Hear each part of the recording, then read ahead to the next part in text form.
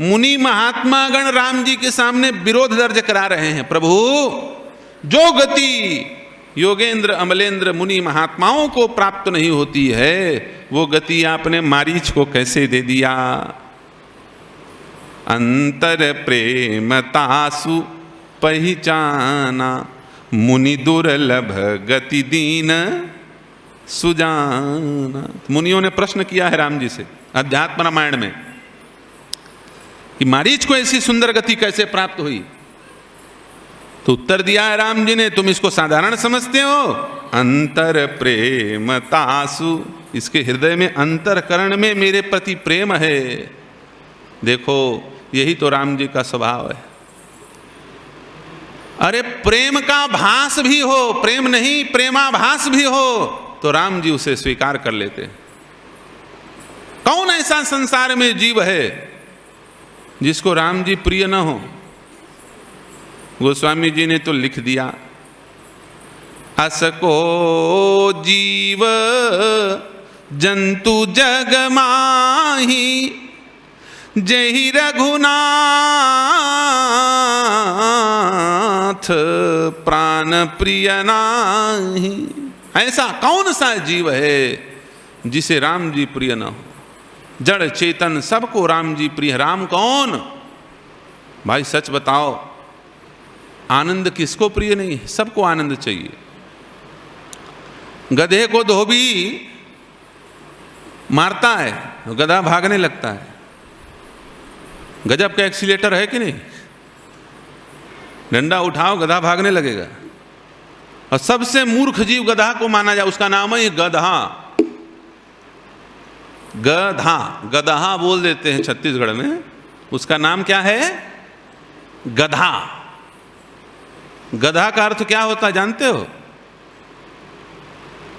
जानते हो तो ऐसे कर दो, नहीं जानते हो तो ऐसे कर दो। जानते हो? नहीं, गधा तो सब हो, तो गधा तो देखे हैं, लेकिन गधा शब्द का अर्थ पूछ रहा हूं। गधा देखे हो कि नहीं ये नहीं पूछ रहा हूं, वो अंतर अलग हो गया।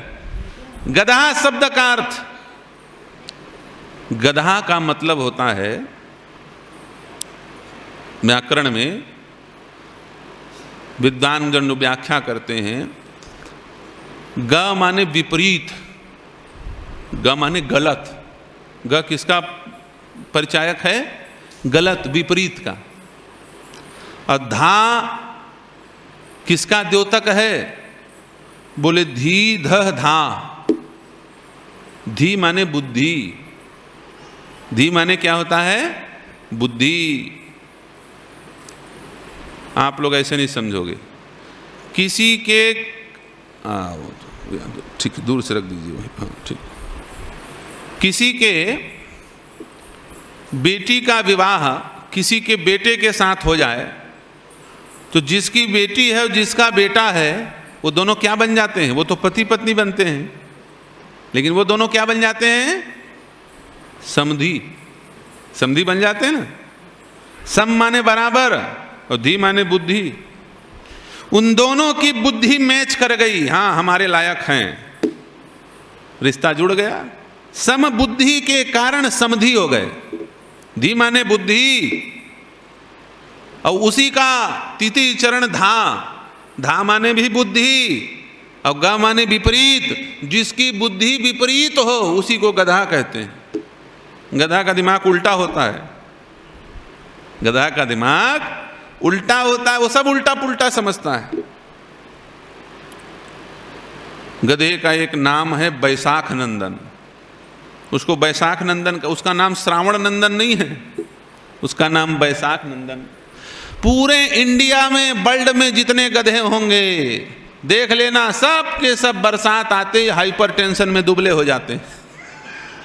जितने गधे रहेंगे वो सब दुबले हो जाते हैं।